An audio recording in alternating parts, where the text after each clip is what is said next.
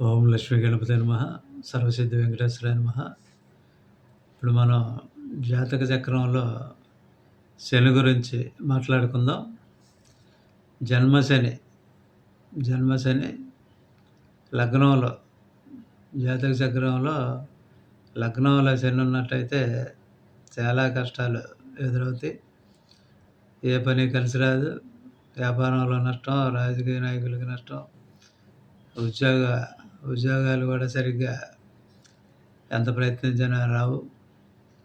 కాబట్టి జన్మంలో శని ఉన్నప్పుడు, లగ్నంలో శని ఉన్నప్పుడు జాతక చక్రంలో వాటికి ఏం చేయాలంటే, పురాణ గ్రంథాల్లో తిరుమలలోని జపాలి ఆంజనేయ స్వామి తెలిసే ఉంటుంది తిరుమల వెళ్ళిన వారికి. కాకపోతే అక్కడ దాకా వెళ్ళరు చాలామంది.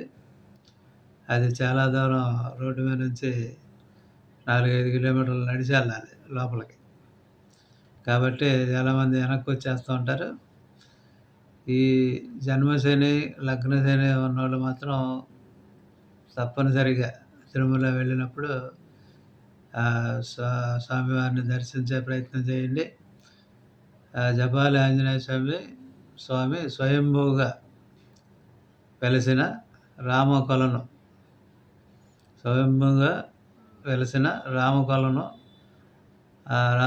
ఉంటుంది. దాంట్లో పౌర్ణమి నాడు స్నానం చేస్తే జన్మశని పోతుందని పురాణం సారాంశం. రామకొలనులో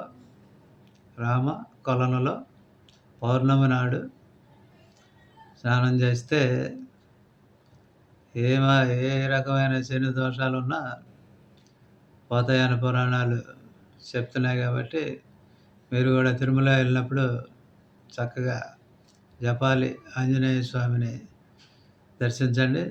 చక్కగా స్నానం చేయండి. తర్వాత స్వామివారిని దర్శనం చేసుకోండి. మీ పాపాల నుంచి, శని దోషం నుండి విముక్తి పొందుతారని మేము ఆశిస్తున్నాం. ఓం నమో వెంకటేశాయ నమః. ఓం శాంతి శాంతి శాంతి.